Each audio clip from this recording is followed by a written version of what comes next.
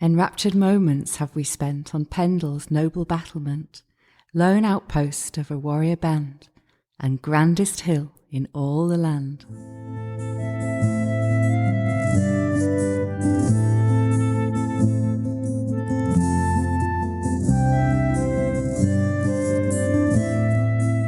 This episode is slightly unusual. For the first time ever, we're revisiting a song that's already been featured on the show, and that's because we've got an exciting update for you. It features two brothers, a couple of rare books, and some personal memories of a seminal recording made more than 50 years ago. Not long after the original episode went out last October, I was contacted by musician and songwriter Colin Ormston. He had a lot of interesting stories to share about the origins of the song, the songwriters, and his own personal memories, and, well, I let him speak for himself. I first heard the song Old Pendle in the 1960s, when it was part of the repertoire of the Pendle Folk, popular Burnley folk group. Although I was familiar with the fact that it was written by the Lambert brothers, that was the extent of my knowledge of them. Then a few months ago, a friend was clearing out his collection of folk song manuscripts and booklets when I spotted Songs of the Pendle Country, which included the Old Pendle song. The book was signed inside by Milton Allen, and below the signature he'd added in brackets Mr. A. Lambert. That piqued my interest to find out more about the brothers and the song Old Pendle.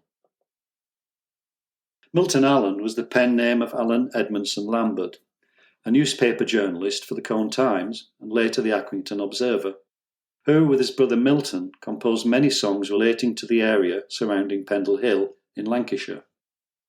His middle name came from his mother's maiden name, Mary Jane Edmondson. Born in Nelson, Lancashire on the 2nd of August 1894, by the age of 16 he had left home and was working as a trainee press reporter in Lancaster, boarding at Ullswater Road with a family of master bakers. In 1924 he married Edith Hayton.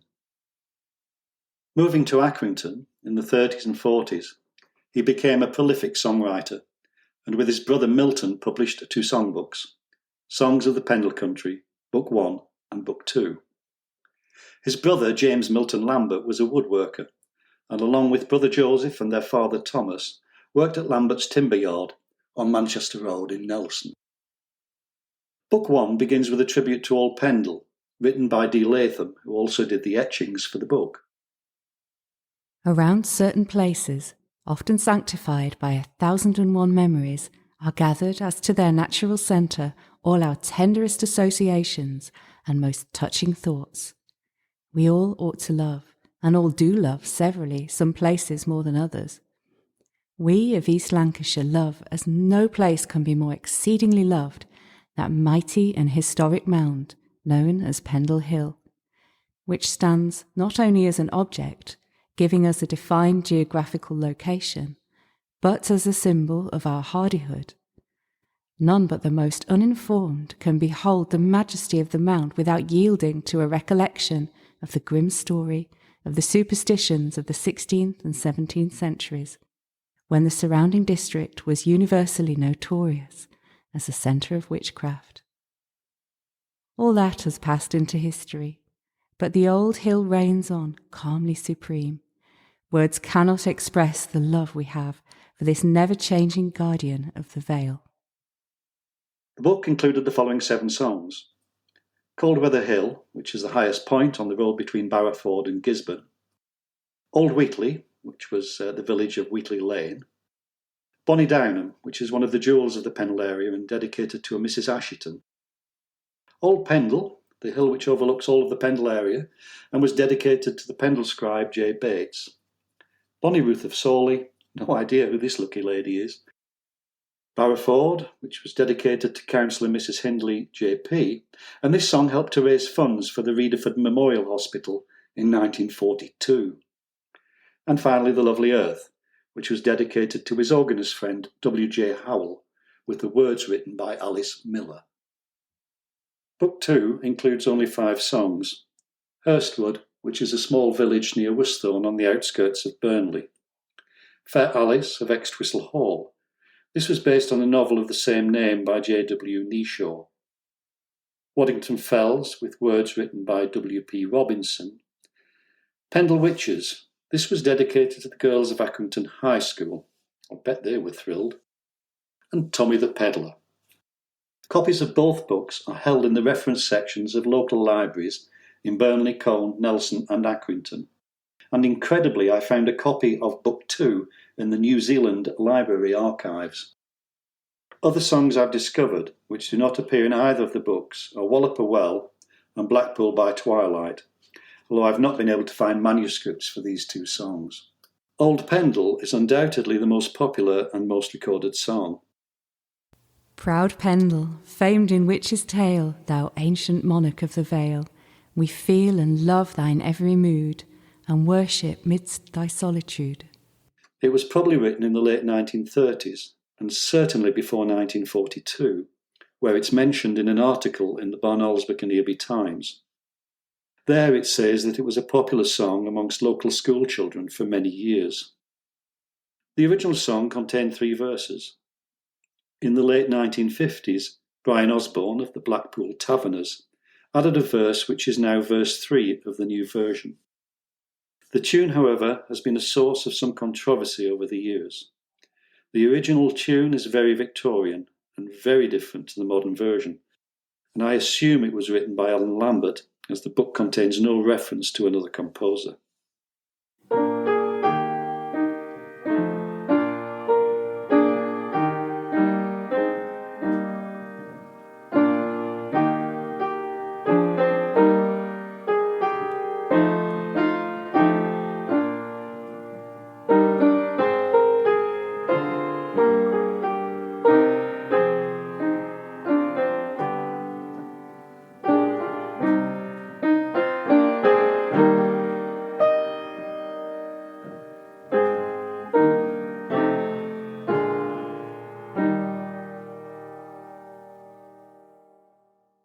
The later version has been attributed to both Brian, otherwise known as Ted Edwards, and Brian Osborne.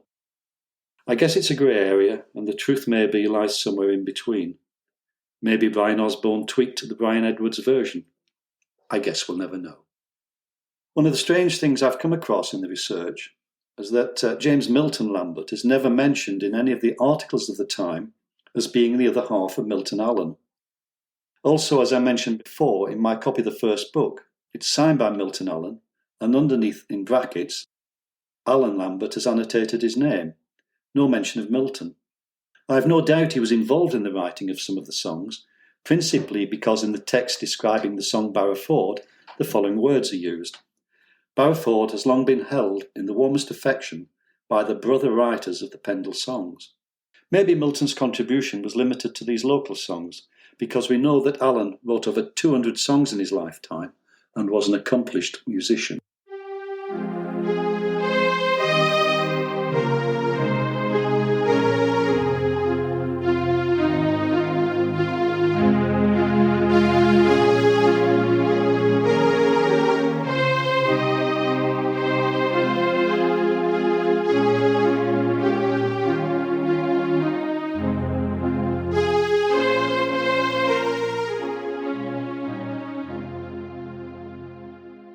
As I mentioned, Alan Lambert was a highly respected musician and had a grand piano in his house in Avenue Parade, Accrington, where he entertained famous musicians like Harrison Birtwistle, the classical composer who later became Sir Harrison Birtwistle, and John Ogden, the renowned pianist and composer.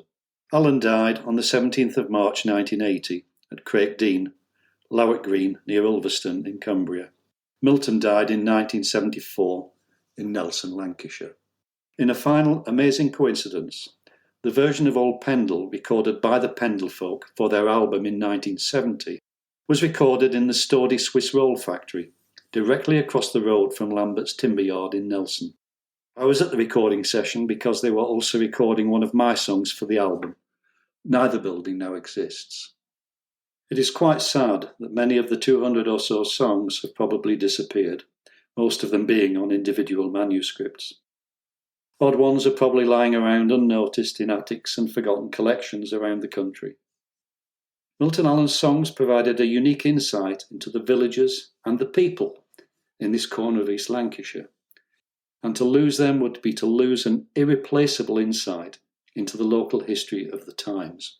Hopefully at some point they will surface, because the Lambert brothers deserve to be remembered for their contribution to our musical heritage. Quoth an old-time jovial squire of Downham, Nicholas Asherton, expressing his affection for Pendle. I love Pendle Hill, and from whatever side I view it, whether from here, Whalley, where I see it from end to end, and from its lowest point to its highest, from Padiham, where it frowns upon me, from Clitheroe, where it smiles, or from Downham, where it rises in full majesty before me, from all points and under all aspects, whether robed in mists or radiant in sunshine, I delight in it. Born beneath its giant shadow, I look upon it with filial regard.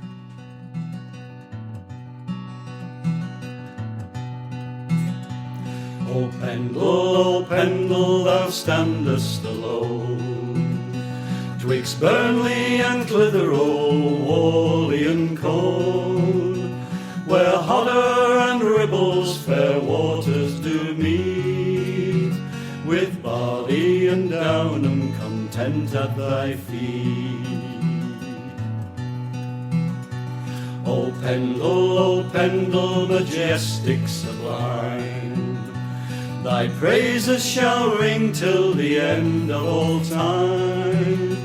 In beauty eternal thy banner unfurled, thou dearest and grandest old hill in the world. When witches do fly on a cold winter's night, we won't tell a soul and we'll bolt the door tight. We'll sit round the fire and keep ourselves warm, until once again we can walk in your arms. O Pendle, by moorland and fell, in glory and loveliness ever to dwell, through life's faithful journey where'er we may be, we'll pause in our labours and oft think of thee. O Pendle, thou standest alone, twixt Burnley and Clitheroe, Whalley and cold, where Hodder and Ribble's fair waters do meet, with Barley and Downham content at thy feet.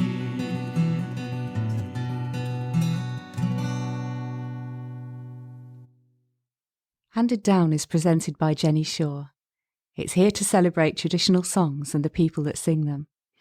As ever, details of all sources can be found in the show notes, where you can also find links to Colin's songs.